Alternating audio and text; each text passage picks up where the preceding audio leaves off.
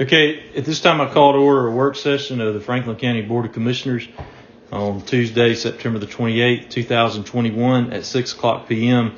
Just want to note for the record, we have a quorum consisting of 4 commissioners present tonight. Commissioner Swales could not be with us, but we want to welcome everyone and thank you for joining us.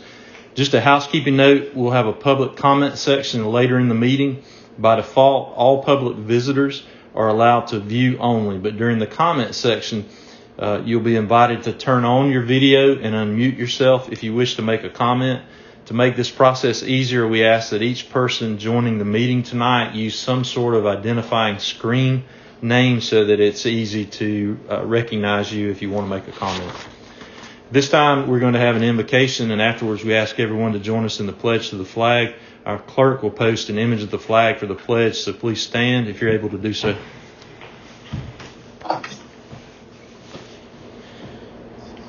Lord, we're just grateful for your love and your mercy, and we're thankful for your help during the past year and a half in the public health crisis. We ask that you heal those that are sick and be with the families of those sick and those who we've lost during this time. Please bless the Board of Commissioners and help us to be faithful public servants and give us wisdom to make the best decisions in each matter that we face. In Jesus' name we pray. Amen. Now for the pledge.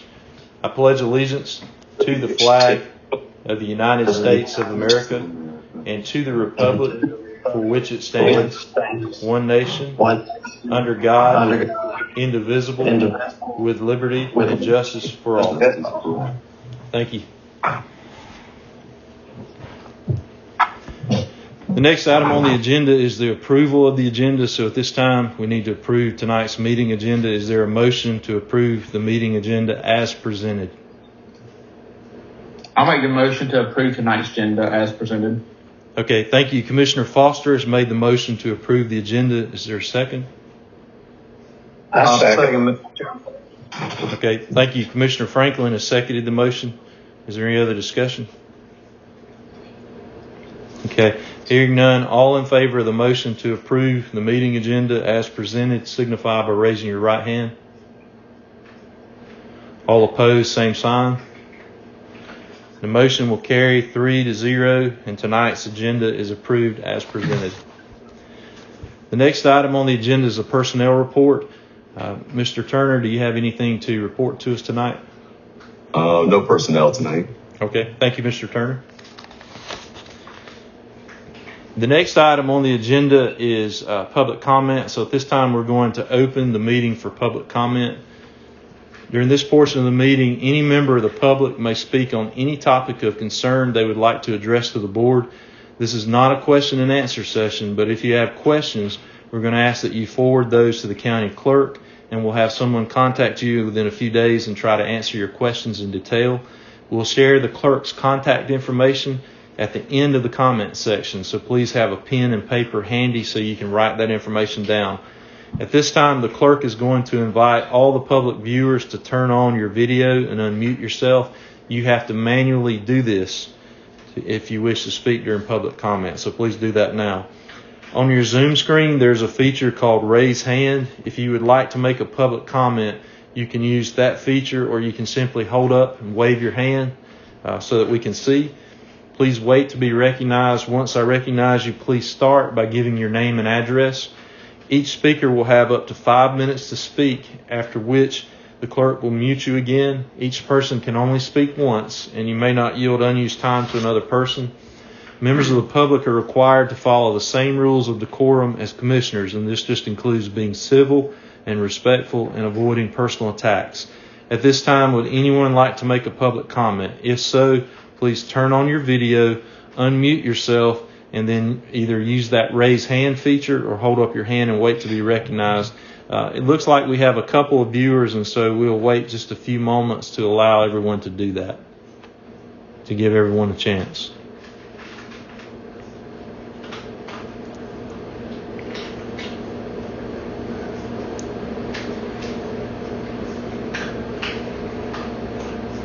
Remember, if you want to speak, you need to unmute yourself. They can't. I actually have to unmute them, but if they'll raise their hand, I can do it. What can we? Will we be able to see them? The one person, I don't see them. I don't see their video. They're on the phone. Okay. Yeah. Do we have audio? I don't know how can you just? I can ask to unmute, and they can Okay. reject it if they don't want to be. Okay, let's do it that way so they have opportunity.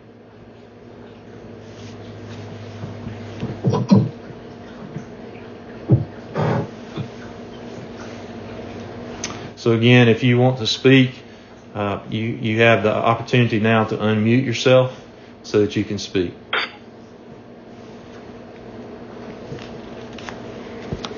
Okay, it looks like there are no public comments, so I'm going to ask the clerk to post her contact information in case you have questions. Even if you don't have a comment, you can contact her in the next day or so, and then someone will get back to you and try to answer your concerns.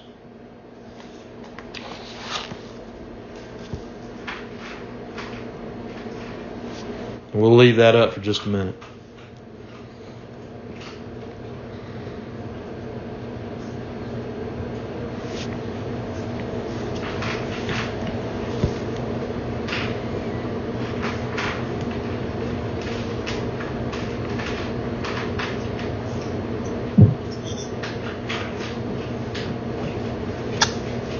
Okay, thank you, Ms. Finger. You can take that down now.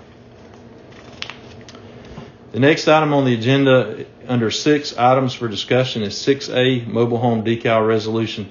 Commissioners, Senate Bill 193 was passed during the 2021-2022 regular session of the General Assembly. This allows the governing authority of the county to opt out of the requirement to issue mobile home decals as evidence of a mobile home permit. Our tax commissioner, who was unable to join us tonight, has recommended that we opt out of this requirement. Currently, he reported that the county issues location decals that should be affixed to mobile homes each year as proof of the ad valorem taxes being paid. We spend approximately $500 ordering these decals every year, and then we spend an additional resources issuing the decals, mailing the ones that are paid by mail or online, and then tracking them in the system. Eliminating these decals will result in less work, less expense without loss of information, and even better, a reduced burden on citizens.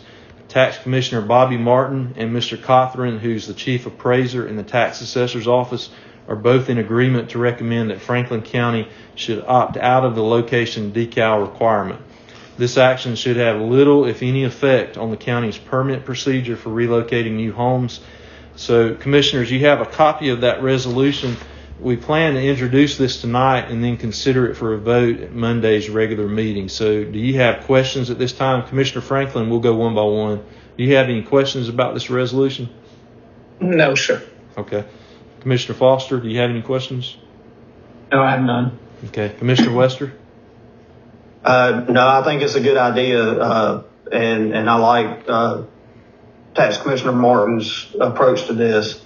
I do think it'll save the county money, plus it'll save time and work in getting these decals out. So I thank him for bringing this to us. Okay. Thank you, Commissioner Wester. Mr. Turner, do you have any thoughts on that? Or is there anything you want to point out or get us to think about, or any comments?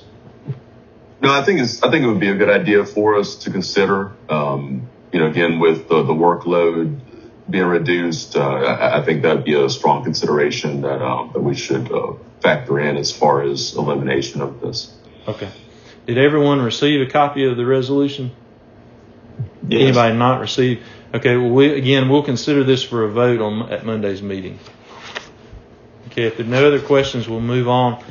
Item 6B is the next item on the agenda, the Airport Authority Agreement for Groundskeeping Services. Last month, the Airport Authority reached out and asked if the county would cut the right-of-way on the road by the Franklin Hart Airport. Part of this road is apparently in the city of Cannon, and part of it is in unincorporated Franklin County. But apparently the right-of-way had not been cut in some time and was overgrown. The Airport Authority doesn't have the necessary equipment to do that kind of work, or to mow the right-of-way. Probably was required more work, heavier machinery than just regular grass. The county did cut the right-of-way at that time, and the Airport Authority expressed their thanks. The Airport Authority has since requested that an older agreement be resumed between the county and the airport, where the county in the past would cut both the right-of-way along the road and the grass inside the fence along the road. It was reported that there was a verbal agreement between the county and the airport authority that the county's road department employees would do this work, and the airport would reimburse the county for overtime for the employees involved. This may have taken, they estimate, about 3/4 of a workday to complete. There is no record that can be found where the airport actually paid for this or actually reimbursed the county for anything. We don't know how often it occurred, but the airport would like us to resume this agreement, and they're willing to reimburse the county for the employee overtime. They estimate the grass would need to be cut about 4 times a year during the summer, and they want us to do the right-of-way and inside the fence along that road. Just some background information. The Airport Authority is an independent, autonomous public corporation created by an act of the state legislature in the 95-96 session. The Franklin Hart Regional Airport is located outside of Cannon, Georgia, and it provides support for economic development of private, commercial, and industrial enterprise in Franklin County and Hart County. The authority is governed autonomously by a 7-member board, and members of the Airport Authority are appointed by the Franklin County Board of Commissioners. We appoint 2 members. The Franklin County Industrial Building Authority appoints 1 member. The Hart County Board of Commissioners appoints 2 members, and the Hart County Industrial Building Authority appoints 1 member, and then those 6 appoint 1 additional member at large among themselves. The Airport Authority is currently supported financially by both Franklin County and Hart County. Franklin County provides $3,500 annually as a contribution, a financial contribution. In addition, we offer some level of building property insurance coverage. The airport also receives local SPLOST funds. The Airport Authority received $100,000 from the 2010 SPLOST fund, that was SPLOST 4, and they're eligible for $100,000 from the 2016 SPLOST, which is SPLOST 5. And as of December 2020, they had received or expended $57,943. There's a definite public interest in Franklin County supporting the Airport Authority, and if we elect to provide this additional service, it would be in the interest of the public good for Franklin County in view of the economic benefits we receive by having an airport in the county. However, if we do this, we need for any agreement to be in the form of a written, documented intergovernmental agreement and not a verbal agreement, and that would need to be approved by the board. So if there's a consensus tonight to move forward, what we would do is have our attorney draw up an agreement for us to consider for a vote on Monday night. I think there are 3 options we can consider. The first option, we could elect to provide the service based on that older agreement that we were told about in the form of an approved intergovernmental agreement. And that's where the Airport Authority would reimburse us for any employee overtime. The second, we could just say we're going to provide that service as a sort of in-kind service, and that would be similar to our older arrangement where we allowed the Airport Authority to use our clerk as their financial person who handled their financial transactions, and we did that for an unknown number of years in lieu of any kind of annual financial contribution. And then third, we could decide we don't want to provide this service. So I spoke with our attorney. He said that he can craft an appropriate agreement depending on what we wish to do. So at this time, we'll just recognize each commissioner and let's kind of talk about this, whether or not this is something we want to do and how we want to move forward. So we'll start with Commissioner Wester and open the floor. Yeah, I'm good moving forward with this. I think the first process that you brought up would be the best way, in my opinion, and for us to keep up the grass cutting form, but then to have our employees have the county reimburse for our employees overtime when they do that. Okay. So we would cut the right of way and the inside fence, and then any employee overtime the airport would reimburse us. Yeah, I would be fine with that. Okay, Commissioner Foster, what are your thoughts? Yeah, I'm in agreement with Commissioner Wester. I think we need to do that, but I'd rather us have an agreement on what will be paid and do it rather than just doing it with no agreement. Right. Commissioner Franklin? I don't have a problem with it. I'm like Kyle, we need to have an agreement, which I think the whole board's in agree with that. But, not just, we need something in black and white, so to speak. Right. That gives us a definite record for what we've done. And 10 years from now, everybody understands what we did.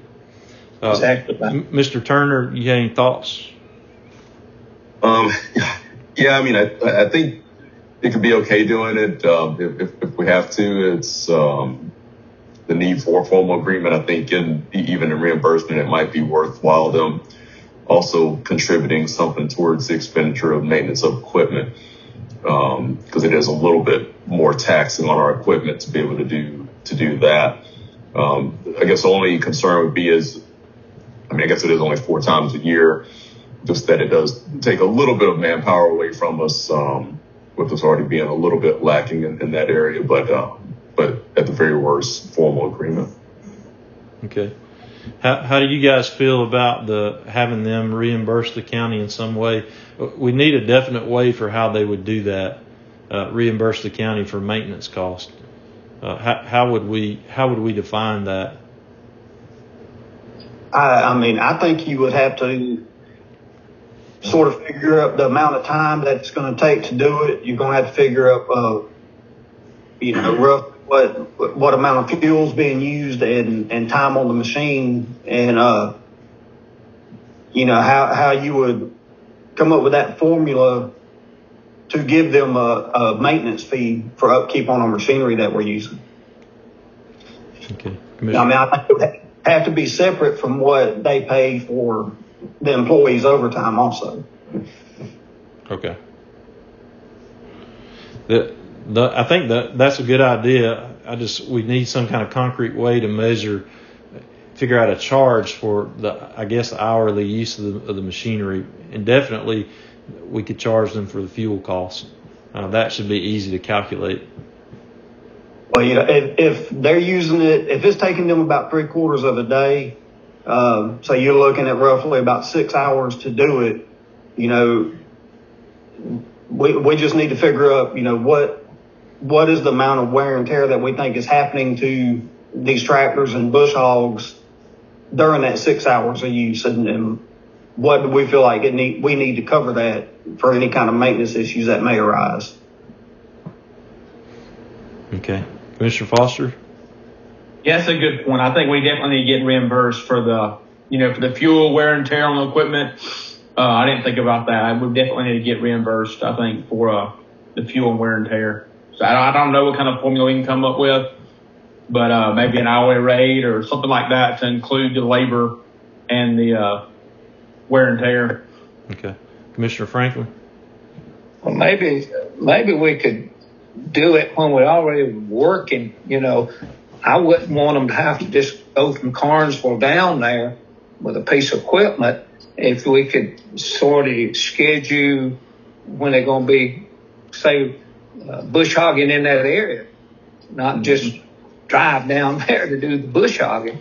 Would we cut, Mr. Turner, would we cut like in that area more? How many times during the summer would we cut in an area? I mean, they estimate they would want us to do it 4 times a year, mostly in the summer. So, would we cut that area that many times? I think whatever we do, some of the time they're going to have to go back. Like we were talking about, and when they're not doing other areas in that particular location. Yeah, I don't know that we would necessarily be there that many times over the course of kind of the springish to early fall time. Maybe a time or two if we got lucky, we'd be in that area. But I don't think it'd be an issue to necessarily schedule it. I think as far as the maintenance, it is just probably getting that average of what we think fuel would be, what hours on a machine would be. We can kind of more easily take that based off of the total cost of the machine, along with the hours life, and kind of get a decent number to what that means. We're not looking for them necessarily to outright buy us a new machine, but there can be those maintenance costs that are associated to it. Well, if something happens to that machine while we're cutting their area, then obviously we don't want to just eat 100% of that cost. Right. Well, let's just say then we'll provide trim the right of way inside the grass up to 4 times a year at their request. That they will reimburse us for overtime, they'll pay for fuel consumption, whatever we spend on fuel each time. So the county employees have to take that. And how about if we just come up with a flat rate so that we simplify that agreement, a flat rate for equipment use that we include in there to the nearest hour that we would charge them for. Does that sound reasonable? Yeah, I think that's very reasonable. Commissioner Foster, Commissioner Franklin, are y'all good with that? Yeah, I'm good with it. Okay. Wait, could you not do an entire, put it all in one rate together? The overtime, fuel, and all that, or no? I don't know. The fuel might vary. The rate, I guess it would vary depending on how long it took them and the fuel consumption. And, that price could vary, I guess, depending on local gas prices or fuel, whatever we pay. I know we don't do it exactly that way, but. I think just to keep things sort of clear and where everybody can understand it, I think we probably do need to separate the employee pay that they'll be reimbursing from the maintenance and fuel costs. Right. I just think that would be better, because then everybody, whether it's the public, whether it's the airport authority or whoever, they can see what maintenance costs are being paid and everything. Okay. So they would reimburse us for employee overtime. We would charge them a flat rate. We would come up with a flat rate for equipment use, and then they would reimburse us for whatever the fuel cost is per visit. Does that sound okay? Yeah. Okay. I'm good with that. Well, we will talk to the attorney and see if he can pull together an agreement for us to consider Monday night. Okay. Any other questions or comments about that? Okay. The next item on the agenda is item 6C, October meetings, and whether or not we would have those in person or virtually. This past summer, locally and nationally, there's been a dramatic surge in coronavirus cases. We've seen a huge spike in cases locally over the summer, and because of the continued high level of community transmission locally, the board has held all of its September meetings virtually. Our plan has been to reevaluate the local situation monthly. The number of cases were expected to peak during the month of September, so what we need to do is look at the local case reports and reach a consensus about whether or not we would resume in-person meetings next week. I'm going to briefly summarize the data. In June, there were 19 reported coronavirus infections in Franklin County. That number increased to about 99 in July, 495 in August, and then through last Friday, September the 24th, 430 cases. So a slight decline. We don't know yet what the numbers will be for about the last week of September, but it looks like we're a little lower than August. I don't know if you could call that a peak. That remains to be seen. In June, there were 4 deaths in Franklin County from coronavirus infection. In July, there were 3. In August, there were 4. And so far in September, there have been 9, for a total of 20 deaths since June the 1st. And the Georgia Department of Public Health reports 59 total deaths in Franklin County since the pandemic began, with 11 additional probable deaths. So with this information in mind, we'll kind of do the same thing, go commissioner by commissioner, see if we can come up with a consensus as to whether or not we want to start back in person in October or go another month virtually. So Commissioner Wester? I can really go either way on this. I really do like the in-person meetings better. I feel like we can accomplish more and we can involve the public more. I do understand the concern of it could spread if we have a large number of citizens at the meeting. You do run that possibility. But I'm good either way on this. If we want to do in person, I'm fine with that. If we want to go one more month on virtual, I'm fine with that too. I do like the in-person meetings better, just because the public can interact a whole lot better that way. Okay, Commissioner Foster. I agree with Eddie. I can go either way, and I agree too that I think we get more done in person. Maybe if we went in person, we could make sure everybody's socially distanced, wear masks, separate the chairs. But I can go either way. Zoom's good too. I'm good either way. Yeah, I don't know that we can require masks or even socially distance. We can spread the chairs out and we can recommend, but I don't know. We can't sit there and force them. Commissioner Franklin, how do you feel? I like in person better, but I'm okay either way. Okay. Mr. Turner, what are your thoughts? Yeah, I think everybody can prefer the in person, and it's some value to it. I don't know that there's a huge gain necessarily in removing from Zoom. With the case count, I've looked at a little bit of the data to see where we are. I guess the only risk is the thought of typically we do have older citizenry that typically comes to meetings, so there can be some inherent danger towards that. And of course, with us, not having a mask mandate, I think there is some risk to that. I think that Zooms can still accomplish a pretty good amount of the workload. So to me, I think it's probably not worth necessarily the risk. Not that necessarily we're transmitting or having huge crowds there, but to me, it wouldn't be worth the risk. I really expected that or was hoping the numbers would fall off more. And again, we still don't know the last week where we're going to be. It looks like we're still going to be pretty close to August numbers, maybe a little bit less. I really wanted to see those numbers fall more because what they indicate is that there's still a high level of community transmission. So would we be okay doing one more month? Maybe in October they'll fall further, and we'd feel better about. I think we ought to do what's safest and best for people. And like Commissioner Wester said, I don't want to see a huge number of older people show up at those meetings because that could increase risk, and they may be more susceptible. Of course, now lots of young people are also being affected by the latest strain that's out.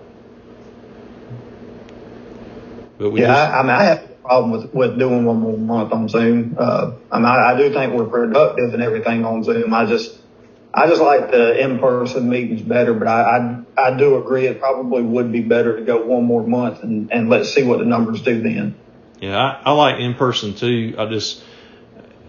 I dread the thought that we would ever have an outbreak that might be traced back to a meeting that maybe we could have prevented with a number so high. Commissioner Foster, are you okay with that for one more month? I can go with that. That's good, yeah. Okay. Commissioner Franklin?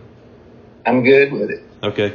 Well, based on that, we'll do one more month, the month of October, with our meetings and hearings by Zoom. And then at the end of October, at our work session, we'll look at it again and decide about November. Is everybody okay with that? Okay. Yes. All right. The next item on the agenda is 6D, the revision process for zoning regulations in the zoning map. Currently, our planning department is working on revising the entire zoning regulations, and they're working with an outside contract service. Earlier in the summer, we started this process by approving the revision for the commercial industrial section of the zoning regulations. So tonight, our planning director, Scott Delosier, is going to join us and talk about where we are in this process, what the time frame is, particularly how we're approaching the zoning map. In our September regular meeting, we discussed how growth in housing subdivisions may affect the county. And I think one of the clear ways to control housing is to use our zoning map and maybe look at specific areas where we want to see housing development occur and then approve divisions accordingly, or at least consider that. So at this time, I'm going to turn this over to Mr. Delosier to talk to us. So if you can unmute yourself, if the clerk will unmute you, or however that works. Scott?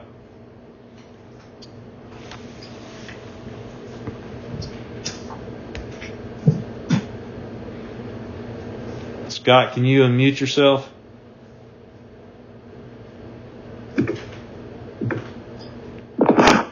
I sent the thing over to ask it to unmute.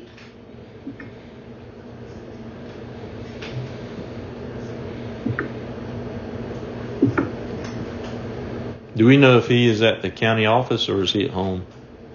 I think he's at home. Okay.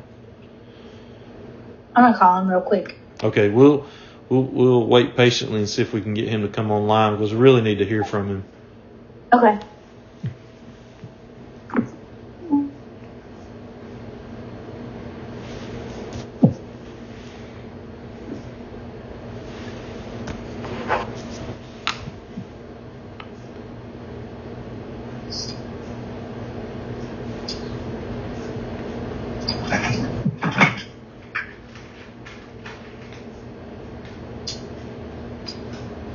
Oh, Scott not on? He's on, but he's muted. I think Kayla's calling him, talking through it. So maybe he can get on with us. Can y'all hear me now? Hey, I'm just going to have him on here. We can, Scott. Go ahead. Okay. Yeah, I don't know. I kept hitting unmute and it wouldn't unmute. But, yeah, so where we currently are in this process is we're going through parcel by parcel, looking at each parcel in the county, and trying to identify the most appropriate zoning district for it to fit in. I'd say we're at 70 to 75% done with the county map for a first draft on it. Once we get all the parcels identified, once we get everything classified, that map is then going to be sent out to each of the cities and to the IBA. I want to make sure that in doing this, we cause as little conflict with what the cities have and what the IBA, has intended for industrial and commercial and residential growth in each of their respective regions of the county. And then once we get the map finished and we can get a general agreement, as much as one can from everybody, we're gonna move forward with trying to get that map approved. And now we have the groundwork laid for the UDC. We've got we've got the format, we've got the chapters and the sections, kind of how we want it written. But what we're doing is we're seeing patterns and seeing trends with the way different clusters of land uses are throughout the county. So we're going to try to see how those trends play out when we get done with this map, and then kind of go back and define those zoning districts, and permitted conditional uses for each one of those, whether it's residential, commercial, multifamily, whatever it is. Some might say it's a little bit backwards from what you would think it'd be done, but given that we already have zoning in place and we're updating it, I think this is going to be the most effective way to get to the desired end result. We've got certain areas that we're looking at for residential. We've got certain areas that we're looking at for the commercial, and for industrial growth. And, once we get that map done, y'all will be able to look at it as well. I'd say we're another month out from getting the first rough draft finished. I'm hoping in the next 2 weeks we should be able to get a good bit of it knocked out. And then once we get that map through, then we're going to start knocking out the update to the zoning text, or what we're going to move to is the Unified Development Code for the county. That's where we're at with it. I think we're making good progress. We're ahead of schedule and under budget right now, so that's always a good thing. That's where you want to be, but I'm still gonna try to stick to that original schedule, because once it gets pushed out to the cities and the other people that are gonna review it, it might take a little bit to get it 100% hammered out. Scott, is it possible that property that's already zoned would have some kind of change? In other words, property that's zoned now, is it possible that that's going to be changed? And how does that work process wise? But for stuff like that, really what we're looking at, so there's a lot of subdivisions in Franklin County that went in and were built prior to zoning going into effect. So you can pretty much bank on all the subdivisions are going to be rezoned residential, which is what they should have been zoned from the get-go. There's still going to be the vast majority of the county is still going to be an ag, either an ag intensive or an ag residential type zoning. There will be, we are going to have to sit down and everybody's going to have to get on the same page as far as where we want to direct and where we want to send commercial growth and where we want those areas to be already readily available. If somebody wants to come in, as far as that's where we're going to try to get utilities and stuff like that to those areas that we're going to identify as, more of the commercial side. There is some look at some areas that might be good for potential multifamily, but I highly doubt that we're going to even attempt to try to put multifamily on the map until somebody requests it. If it does change, if it's what are classified now as an ag intensive and goes to an ag residential, there probably won't be any kind of notification sent. But if it's something that might be a bigger change, there will be notifications sent, and there will be time for input from the citizens on this as well to ensure that, as best as we can, everybody's informed as to what's going to happen. Okay, I'm just going to kind of open the floor again, and we'll start with Commissioner Franklin. Just go one by one, and let everyone ask questions regarding this. I was listening and thinking, say for instance, you're going to have a subdivision and they broiler houses or something close by. Shouldn't we have a variance? Because we know what's going to happen. These people that moves in these subdivisions are going to pitch a fit when they smell those chicken houses. So do we need to think about a distance or what? So there will be, once we get once we redefine the zoning districts a little bit better, there's going to be different setbacks that are going to be set, and there is as well. There's going to be some stuff that carries over. So right now we have I think it's called a notification of adjacency or a notice of adjacency, something like that in our zoning text. That's basically if you're building a residential development that is surrounded by ag, some that's zoned ag, in that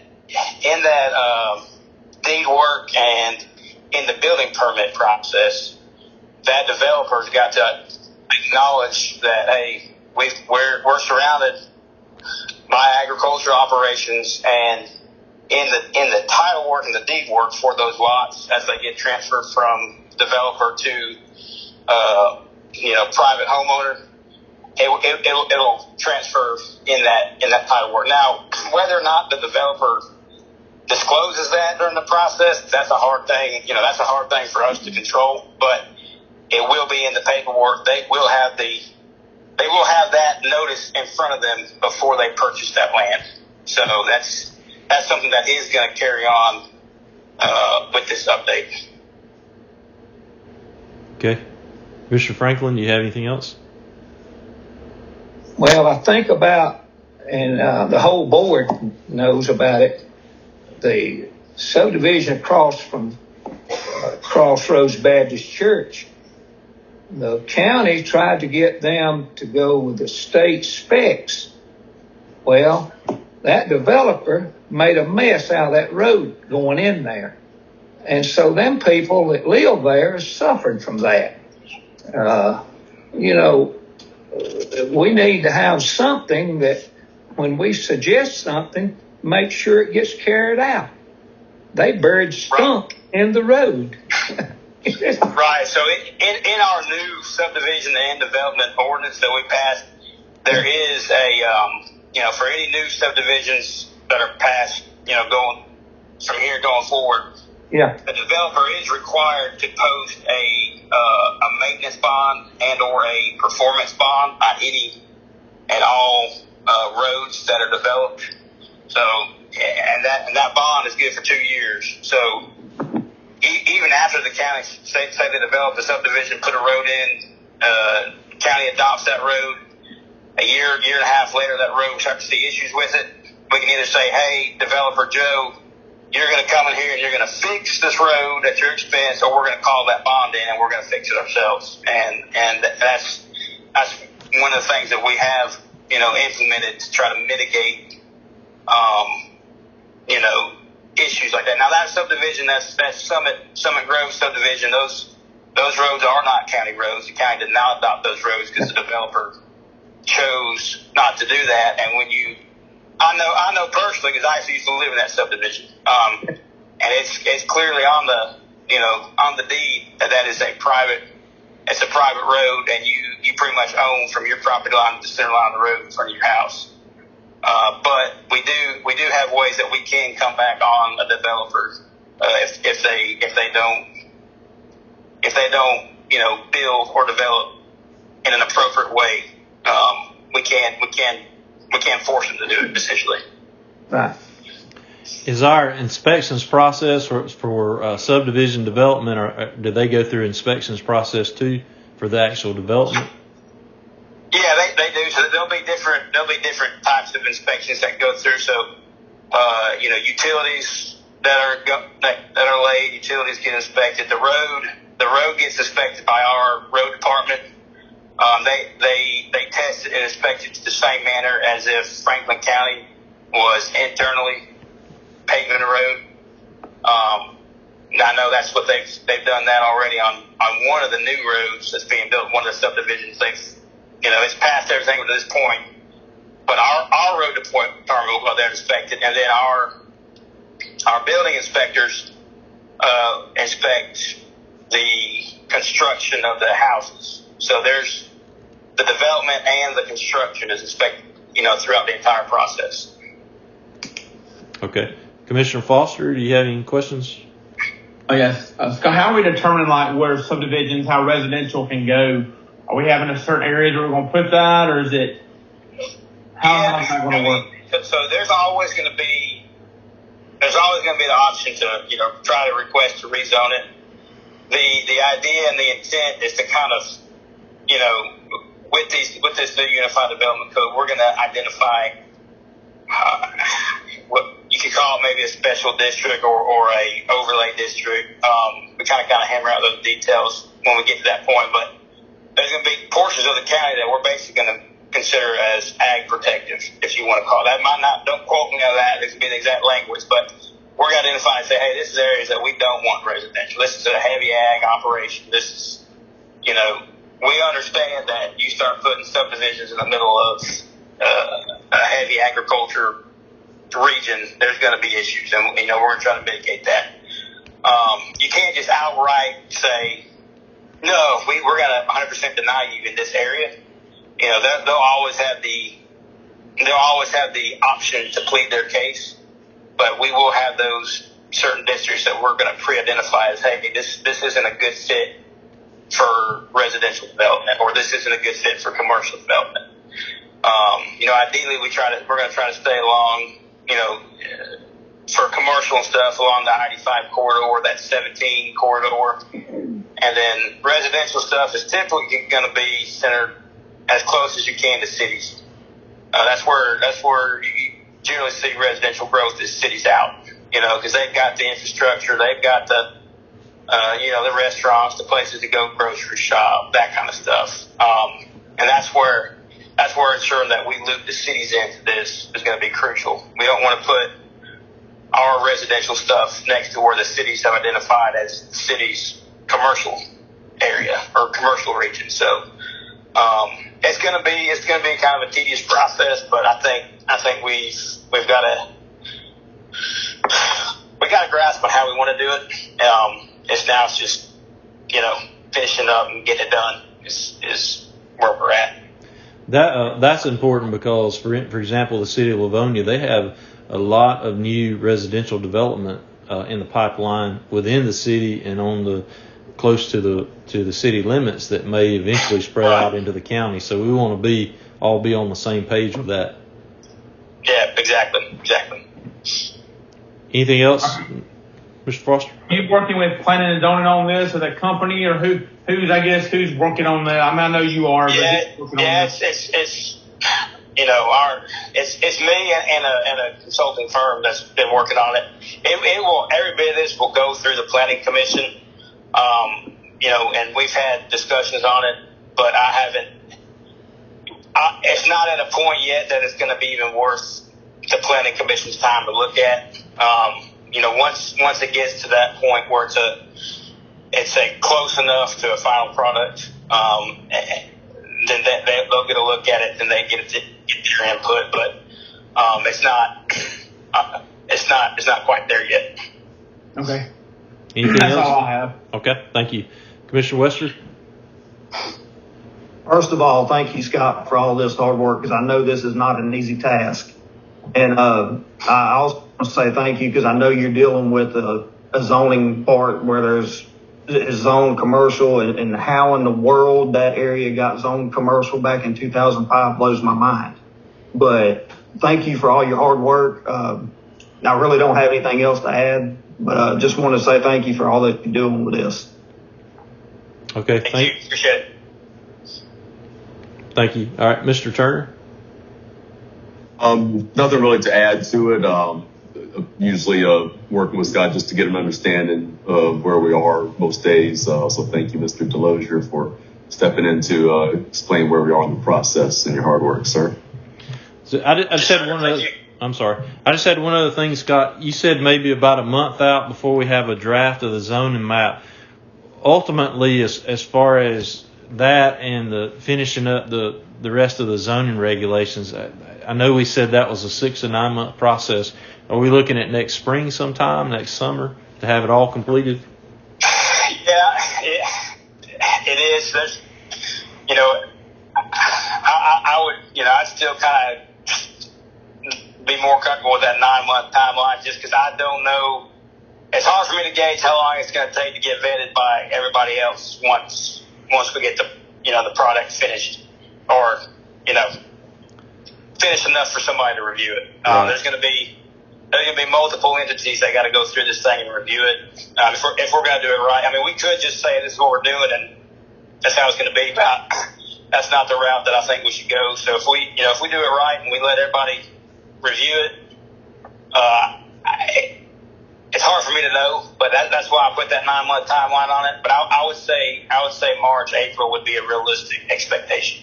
Okay, I agree with you. I think this is long overdue, but we need to do it right because it's a big project, and we don't want something that's not complete and that's not going to work for the county. So I think we need to take the time to do it right, even if that takes another year.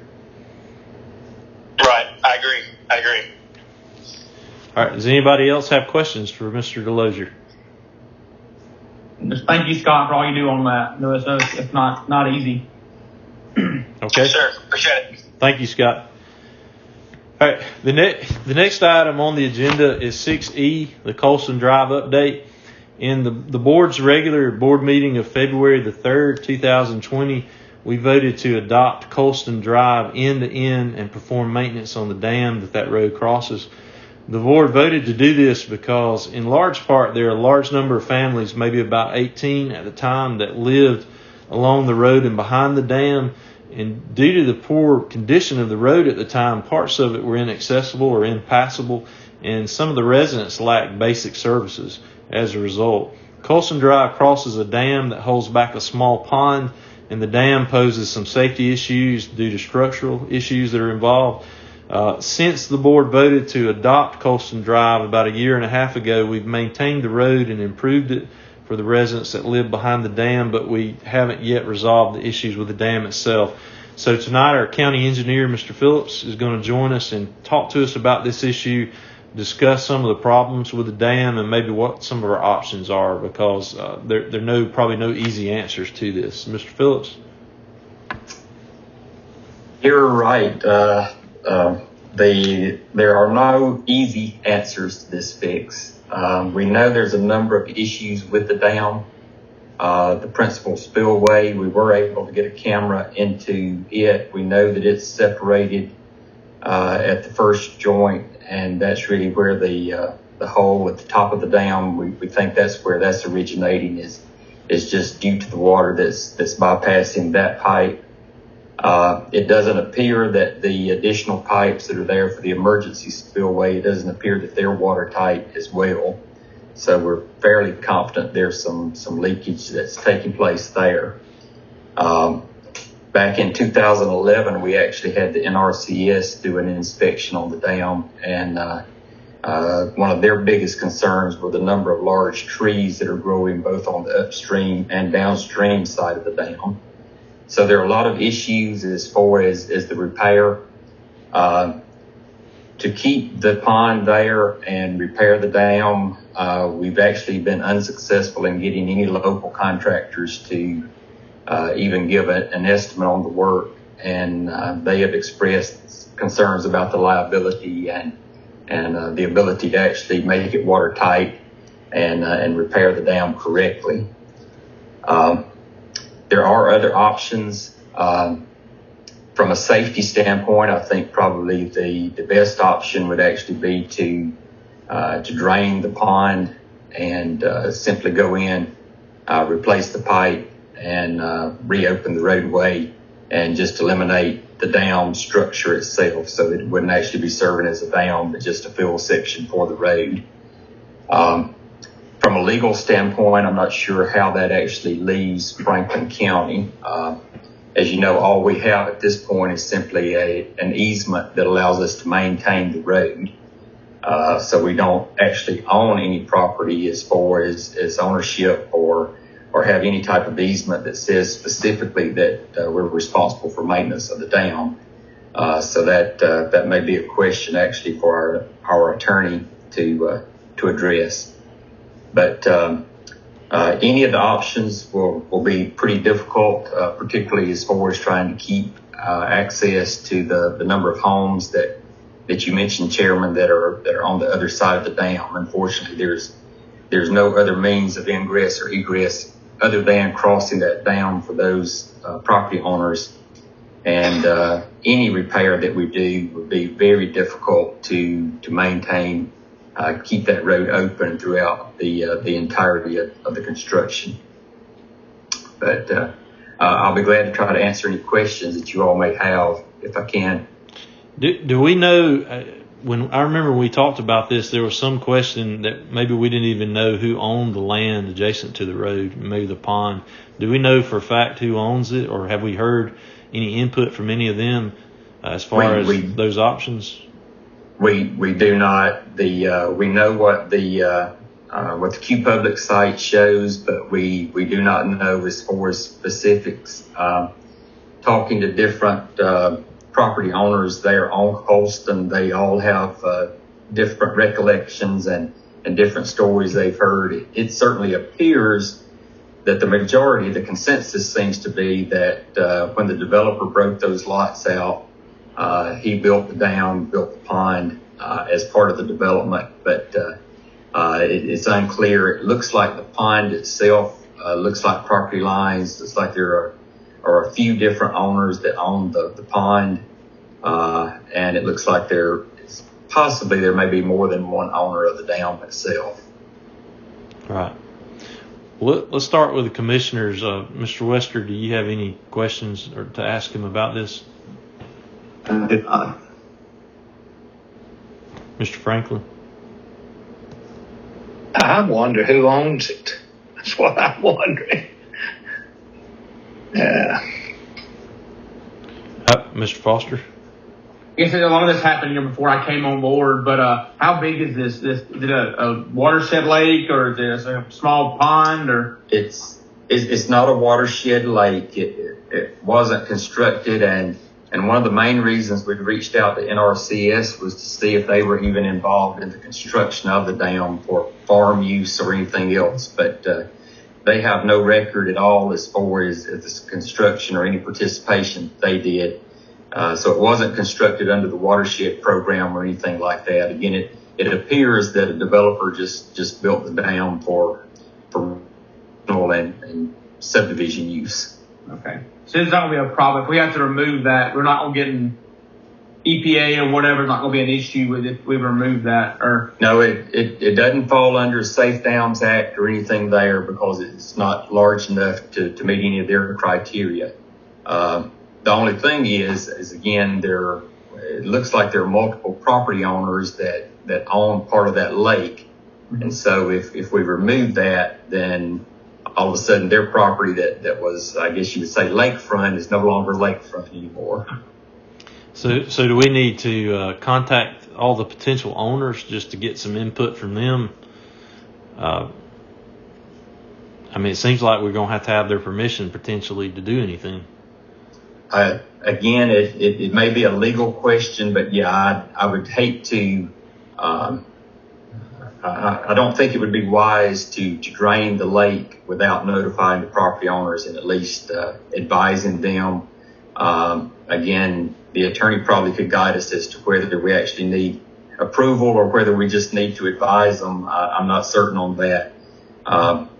The other issue is there is a gate that was part of the original construction of the dam that, if it's operable, would allow us to drain the lake. At this point, we don't know if that's a possibility or not. When NRCS looked at it about 10 years ago, they felt like then that it had probably never been operated, and it was probably very likely that it would not be operated once we attempted to do that. So that would mean we'd have to drain it by another means if that's correct. What are some dangers like downstream of that dam if it were to really start to leak? I mean, are there things in the path, homes or anything like that? Just a quick look at the aerials and trying to take a look at it and the size of the dam and the lake. It doesn't look like there would be any kind of immediate risk of loss of life from the breaching of the dam. But one of the bigger concerns, I think, for me is the fact that we're certain that the dam is not structurally sound, and the fact that it's being used as a roadway, it could be a potentially dangerous situation. I think more so from that than maybe downstream even. Okay, Mr. Turner. I've kind of chatted with John about this a little bit. It kind of seems more like we don't have any easy options to it. I mean, I'd probably say it's best if we do, like John mentioned, speak to the county attorney just to see, you know, what some of that process does look like, at least to know if that is an actual alternative. I think I agree with that. Whatever we do, we need to make sure that it's in line with the law, especially since, as John said, there are multiple property owners and it might affect their property. If they are, you know, if they have lakefront property, then they would no longer have lakefront property. And how do you divide up that land once it's no longer water? Who does it belong to? So is everybody in agreement that we need to get Bubba to give us some additional steps? I am. I do have one question. How big is the pond? Is it, I mean, roughly 2 acres or? Yeah, it's probably somewhere around the 3 acre mark, I would say.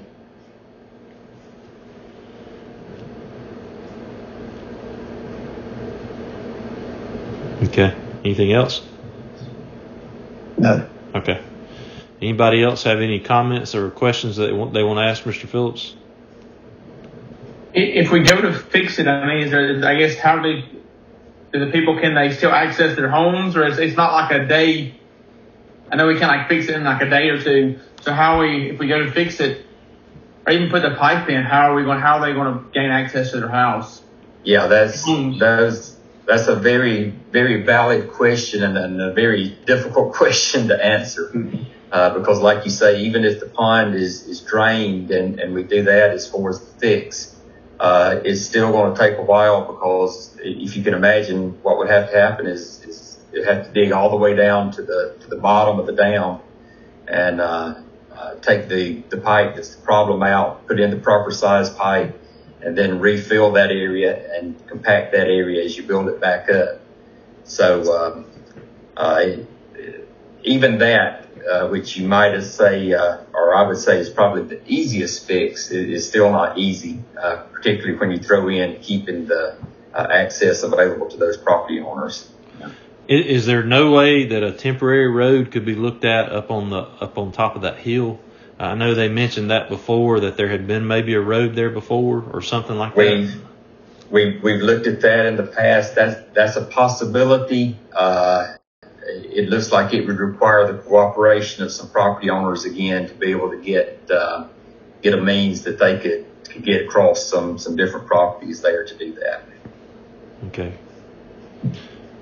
All right. Well, if there are no other questions, I guess our next step would be for Mr. Turner or Mr. Phillips to get with and consult with our attorney and decide what we need. It sounds like we need to identify conclusively who those property owners are and maybe work on whether or not opening up a new temporary road is possible, because that could take a while to fix that dam. And those people do have to have a way to get in and out. Okay, if there are no other questions, we'll move on to the next item. Number 7, the manager's report is the next item on the agenda. So we'll turn that over to Mr. Turner. And thank you, Mr. Phillips, for coming tonight and talking to us about that. I think he's already gone off. Mr. Turner? Yeah.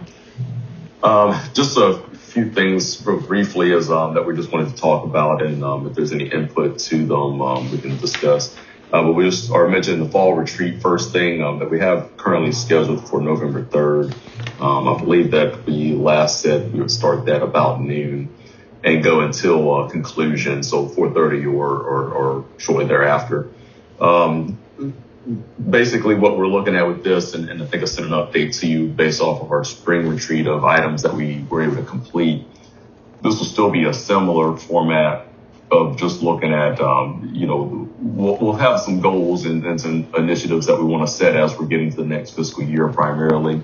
But also, too, we want to have departments come in to be able to talk a little bit about just their areas of expertise and initiatives that their departments are looking at as we get to the upcoming fiscal year.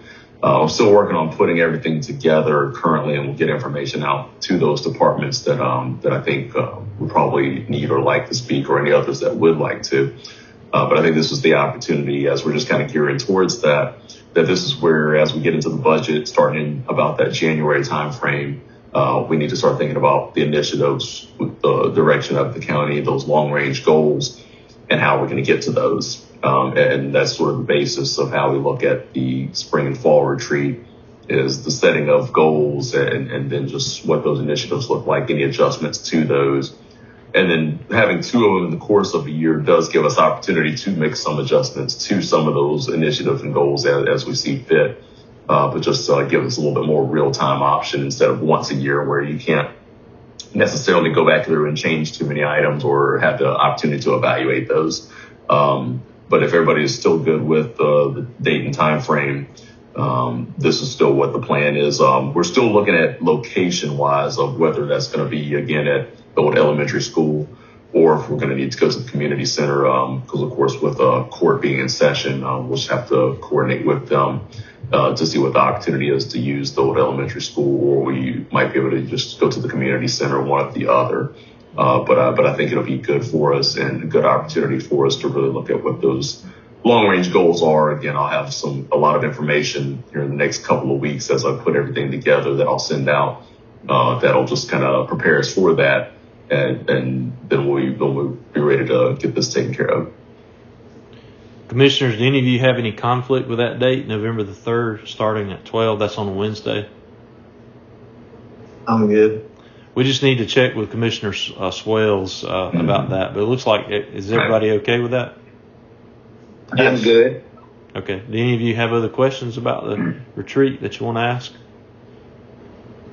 Okay. Next topic, I was just talking about the Economic Development Summit that we had last week. So we just want to take a moment to thank the IBA for putting that together in conjunction with Georgia Power. We really do appreciate the IBA giving the opportunity for them to come up and explain the process to just overall regional leadership. We do, with thinking about having Economic Development Summit, as we did say we do, the IBA is going to also sponsor having Georgia Power, some representatives of Georgia Power and others come out again October 20th. And this is on the county's Facebook, October 20th from 9:30 to 12, with lunch being provided, to do another version of that summit. This will be for the public. This is just an opportunity. We first wanted to get in leadership, like we talked about, regional leadership. But we also just wanted to make sure, too, just to be able to monitor those numbers of the volume of people that were going to be there. But the second one will be open to the public. The public is more than welcome to come. It's an opportunity for them to get that same type of information of understanding what those industrial processes and recruiting processes are. Lunch will be provided. Again, it's from 9:30 to 12 at the community center here in Carnesville. And lunch is provided. If they will just RSVP to the numbers that we have listed on the website and Facebook, then Tanya will be glad to get them added in there for that. But it's a great opportunity for everyone to really learn for that. So we again thank the IBA for putting that together. Commissioners, we need to be sure each of us lets the clerk know so that she has an idea of how many commissioners will attend. I think it's fine if we all attend, but we probably need to do an advertisement if we wind up with a quorum there. So if as we get closer to October 20th, if you are going to go, it's okay to RSVP, but we need to talk directly with the clerk and let her know so she has a firm idea of what commissioners will be there. Do any of you have other questions for Mr. Turner about this? No. Okay. All right. And then this final thing was just kind of talking about, and this will be for discussion and something we can work to put together if we choose to go forward with it. But just sort of, as I talked to a little bit of the community, looking at our ARPA funds, the ARP funds that we have for the county, I believe within there, the stipulation that we can use some of that towards small businesses that have been negatively impacted by COVID. It might be an idea for us to set aside some amount of money if it's something we'd like to do that businesses could apply to through the county to receive some of those funds. And of course, a process of looking at how they're impacted, what's the negative impact due to COVID. It's an opportunity that we could just use some of those funds towards giving back to the community in that type of way towards small businesses. Again, we'd have to set up some type of application process to be able to be the pass-through for those funds to the businesses and just showing the proof that they have been negatively impacted by COVID. But I guess the main question is that something that we would want to do? For instance, we could have a situation where the county is going to set aside, say, $20,000. We open it for a specific time frame that businesses are able to apply to the county. We can set up some type of form or application process, how they're negatively impacted to COVID and what that monetary value is to be able to help out the small businesses in the community that have been negatively impacted. I think that's a good idea if that's an acceptable use of those funds. Commissioner Franklin, what do you think? That's a problem. I'm thinking about it. We can come back to you. Here we go. I don't see why we couldn't use that money to put gravel on roads, maybe pave a road, and everybody benefit from it, not just a small business. Yeah. Can any of those funds be used for roads? Nothing? No. This can only be used for primarily broadband, for water infrastructure, and also a couple of items such as small businesses and things that are having negative impact. No dam repair? Unfortunately, no. Well, I don't know. I guess we'll have to see exactly how it classifies. Because I guess it could sort of still be a water. It could it does qualify possibly. Maybe it could fall under roads or water infrastructure. I guess it's going to kind of depend on the exact scope. That's something worth looking into. But the counties that's joining us, most all of them have water on every county road, like in Stevens County, Hart County. They got it on all county roads, and heck, we don't have it on hardly any county roads. I don't see spending it that way. That's my thoughts. Can we use some of the ARP funds to set aside to expand? I really think I don't know if we could do every road, but I think it ought to be a goal that every year we do a few roads, we extend water lines because, to gradually expand our system. We have to think about what our capacity is, but I do agree we should be expanding actual service. Yeah, and it can be used for that type of infrastructure. I know that I've talked to John, just looking at a couple other water areas, John and Bob, of possibly some water treatment upgrades that we need for expansions. So we have been looking at some different areas within water, especially. The one thing I wanted to mention about that, when we were dealing with the issues surrounding GRP, we actually did a resolution where we committed to work on expanding water specifically to double churches, because so many were on wells and we're afraid their wells were contaminated. So maybe that's an area to start with, since we've already made that commitment to look at moving into those areas. But let's get back to that plan you had about businesses. Commissioner Foster, do you have any thoughts about that? I don't have a problem with that. No, I think it's a good idea, but I'd also like to see that money go towards internet, water, sewer improvements. I think will be good. That way, everybody kind of benefits from it. And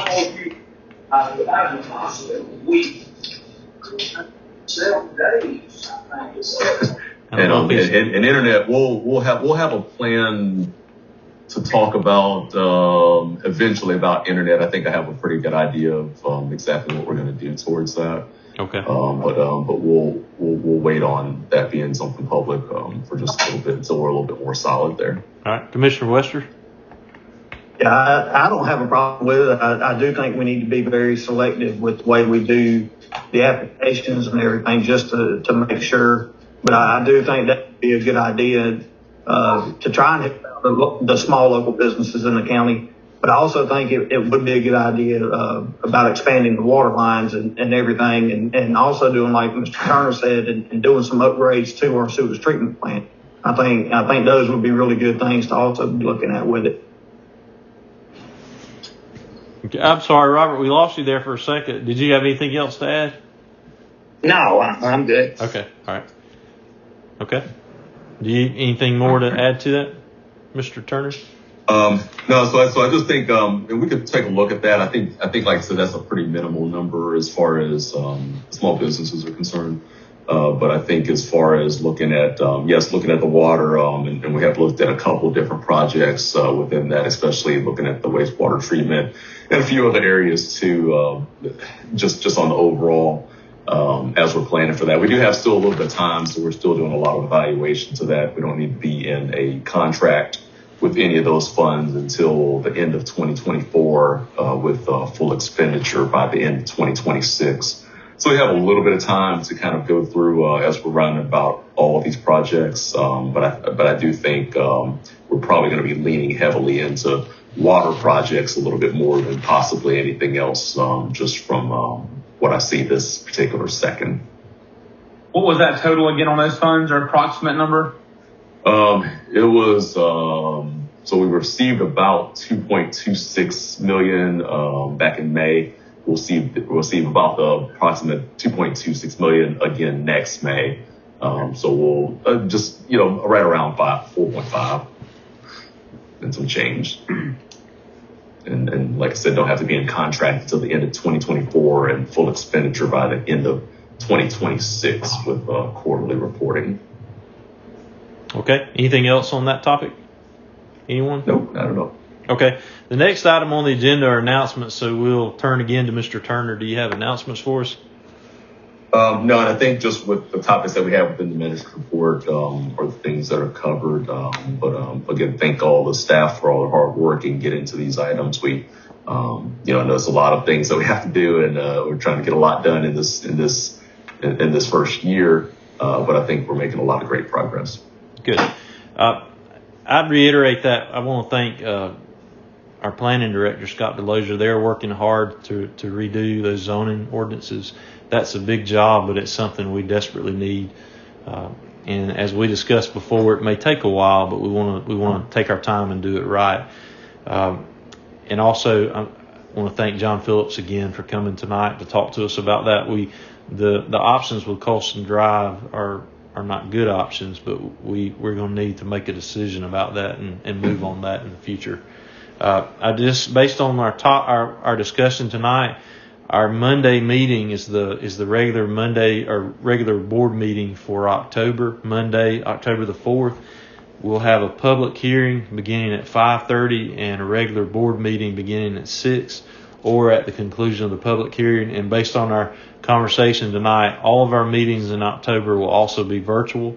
So we'll release the Zoom contact information at that time or closer to that time. Commissioner Wester, do you have anything? No, just thank you again to Scott for all the hard work, because it's only going to get harder for him once he starts releasing this and getting feedback from it. It's going to get a lot tougher on him, but I really appreciate the hard work he's put in on this. Thank you to our engineer, Mr. Phillips. He always does a great job and is very thorough in everything that he does. And I appreciate him giving us the scenarios that we're looking at, even though I know it's a tough decision on them, but I think we're very lucky to have him in that position. So, that's all I've gotten. And also thank you to all of the staff at the county office. They do a great job out there, and I think they're sort of behind the scenes, and some people in the public in the county forget about them, but they do a great job. Okay, thank you, Commissioner Wester. Commissioner Foster, you have any announcements? Just thanks our employees for all the great job they do, and thanks Scott for working on that, and thank you for answering all my crazy questions I come across, and thank you Derek and everybody for all y'all do. Okay, Commissioner Franklin. I'll see Derek in the morning about 9 o'clock if that'll work for him. Okay. Works perfect for me. I don't have a problem. And just a reminder, guys, there are no minutes to sign for this meeting, but after Monday's meeting, we'll have prior meeting minutes. So sometime next week, try to go by the county office and sign those for the clerk. And there may be I'm not sure about any resolutions, but there may be something else to sign, but especially the minutes. The next item on the agenda is adjourn. So at this time, is there a motion that we adjourn? I'll make a motion to adjourn, Mr. Chairman. Okay, thank you. Commissioner Wester's made a motion to adjourn. Is there a second? I'll second. Thank you. Commissioner Foster seconded the motion. All those in favor signify by raising your right hand. All opposed, same sign. Motion will carry 3-0, and we stand adjourned. Thank you to everyone who joined us tonight.